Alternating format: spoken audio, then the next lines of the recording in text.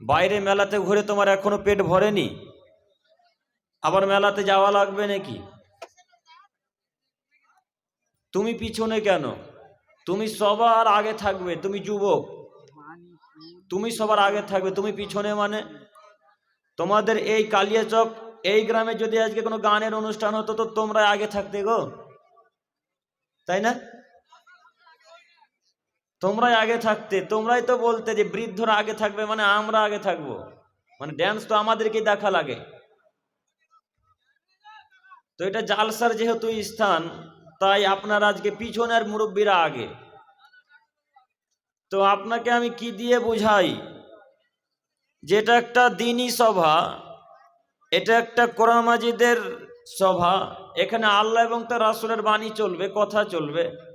আর এই স্থানে এসেও আপনি এখন আপনার ছেলে মেয়ে মেলাতে ঘুরছে, এখনো তারা মেলাতে বাজারে ঝুড়ি জিলাপি কিনে, সেই সন্ধ্যা 6টা থেকে বাজার করতে শুরু করেছে, এখন 12টা প্রায় বাজে, এখনো ঝুড়ি জিলাপি কেনা শেষ হয়নি। এখনো ওকে ঝুড়ি জিলাপি কিনা লাগবে, এখনো ওই বাদামের দোকানে ভিড় করা লাগবে, এখনো ওকে ওই ফুচকার দোকানে ভিড় করা লাগবে। এত বেহায়াপনা দেখাচ্ছেন কেন? নাকি মাথাতে যা আছে সবই গোবর ভরা, মগজ কি নেই মাথাতে?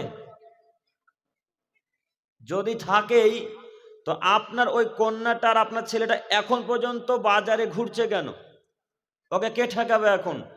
আমি জঙ্গিপুর, সন্তোষপুর, মুর্শিদাবাদ থেকে ঠেকাতে আসবো, না এই কালিয়াচকের মানুষ ঠেকাবে? কথা বলেন, কথা বলেন না গো। যে ছেলে মেয়েগুলাই এখন বাজারে ঘুরছে ওকে কে ঠেকাবে, আমি না আপনি? না, কথা মানে বুঝাতে পারি না নাকি?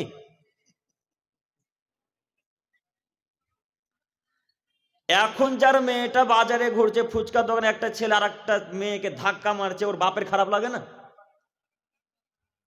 ওর মায়ের খারাপ লাগে না? ওর ভাইয়ের খারাপ লাগে না যে আমার বোনকে একটা গ্রামের ছেলে ধাক্কা মারছে? ওর বাপের তো খারাপ লাগা উচিত, ওর বড় ভাইয়ের তো খারাপ লাগা উচিত যে আমার বোন রহিমা আমার বোনকে কেন পরপুরুষে ধাক্কা মারবে, আমার বোন কেন বাজারে ঘুরবে, আমার বোন কেন ফুচকার স্টলে ফুচকা খাবে। নাকি ওই ইহুদির মেয়ে?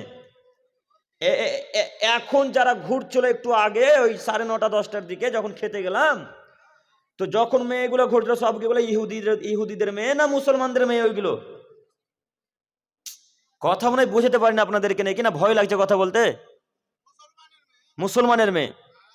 তো মুসলমানের যদি মেয়ে হলো তো বাজারে ঘুরছে কেন এখনো? শাসন নেই, ওই ঠিকই বলেছেন উনি। গার্জেন তার গার্জেন নয়, ও তো এখন অমুসলিমদের মতো বসবাস করে, এই জন্য তার ছেলে মেয়ে বাজার ঘাটে ঘোরাঘুরি করে, এই জন্য তার মেয়ে এখনো বাজারে ঘুরছে। ওর বাপের বিদ্যা আছে, ওর মায়ের বিদ্যা আছে, ওর পরিবারের কোনো বিদ্যা আছে? আমার মেয়ে মুসলমান পরিবারে জন্মগ্রহণ করেছে, আমার মেয়ে বাজারে ঘুরবে মানে? বেপর্দায় বেহায়া হয়ে রাস্তাঘাটে পতিতলার মেয়ের মতো, বেশ্যরের মেয়ের মতো রাস্তাঘাটে ঘুরছে। ওরা ইহুদিদের মেয়ে, ওগুলো খ্রিস্টানদের মেয়ের নীতি, ওগুলো ইহুদিদের মেয়ের নীতি। এইভাবে চলাচল করে খ্রিস্টান, এইভাবে চলাচল করে ইহুদি, এইভাবে চলাচল করে বেধর্মীরা। মুসলমানের বাচ্চা মুসলমান এইভাবে চলাচল করতে পারে না, মুসলমানের বাচ্চা মুসলমানের কন্যার এইভাবে চলাচল করতে পারে না।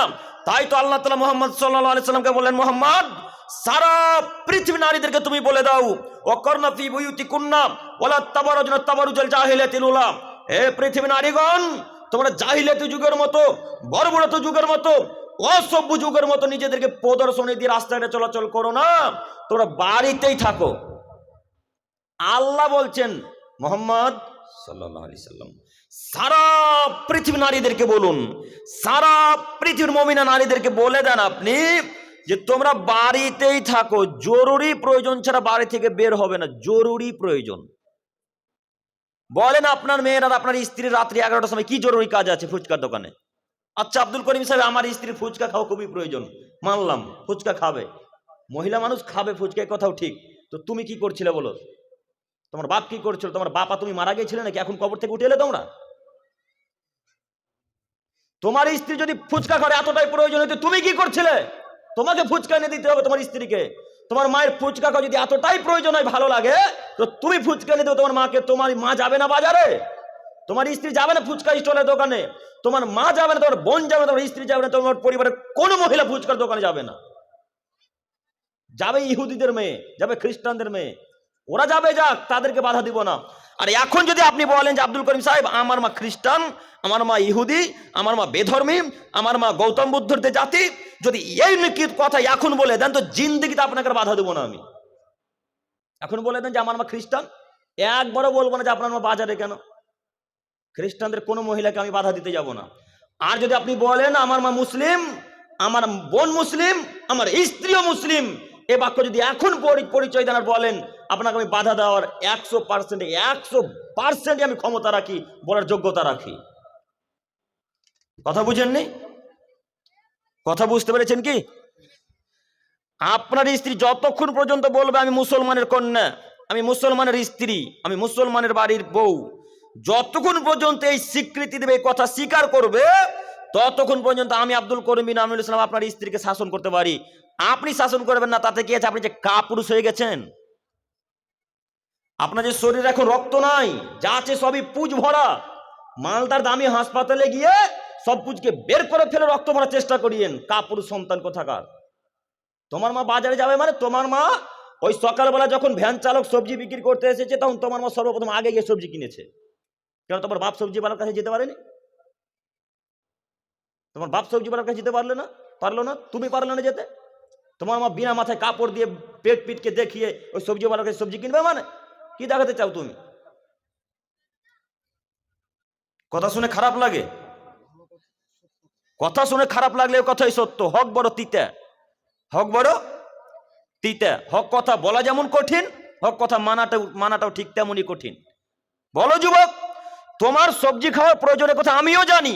মানুষকে ভাত সবজি খেয়ে বেঁচে থাকতে হবে। তো তোমার মা যখন সকালবেলা সিম আলু বেগুন সবজিওয়ালার কাছে কিনতে গেল, তো তোমার বাপ কি করছিল বলো? তোমার বাপ কি কবরে গেছিল তখন?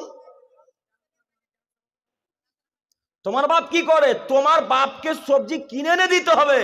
তোমার মায়ের জন্য সবজি আলু ডাল যা যাবতীয় খাবার জিনিস লাগে, সেই সব কিছু তোমার বাপকে কিনে এনে দিয়ে যেতে হবে, তার নাম মুসলিম। তোমার মা সবজিওয়ালার কাছে যাবে না। তুমি মনে রেখো, আল্লাহ তাআলা বলছেন, নবী আপনি সারা পৃথিবীর মুমিনা নারীদেরকে বলুন, ইউদনিনা আলাইহিন্না মিন জালাবিবিহিন্না যালিকা আদনা ইউরাফনা ফালা ইউজাইন। সারা পৃথিবীর নারী যেন ওই বোরখা পরে পর্দা করে যাতায়াত করে, চলাচল করে।